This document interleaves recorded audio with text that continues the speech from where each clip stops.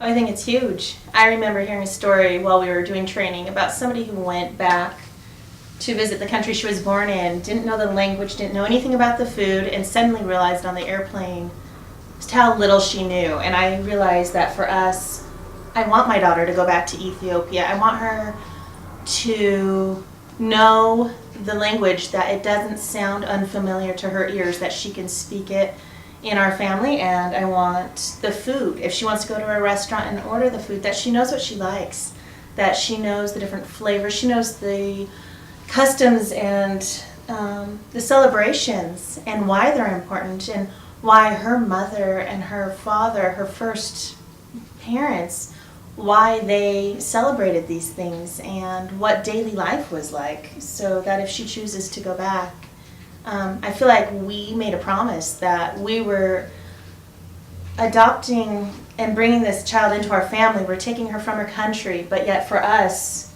it was hugely important for us to keep her culture and keep it as something that, as a family, we chose to take on as a culture. So, even if there's one day where she says, I don't want to do Ethiopian New Year, we say that's fine, but we still do it as a family because we are connected into the Ethiopian community here, and that is something that we choose to do as a family. And if you don't want to, that's okay.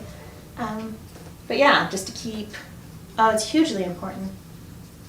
And I wanted her to know how she will identify herself. Just like anybody else comes to an age where they think, who am I? And they decide who they are. She's going to come to that. And her people around her are going to identify her as African American. And that comes with a very distinct culture here in America. I want her to understand the culture that she came from. And it's just different. It's not better or worse, it's different. But I want her to know that she came from Ethiopia and that's who she is.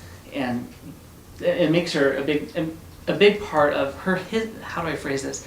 Her history makes her who she is, even though she doesn't remember it. She still came from there, and that's her ancestry.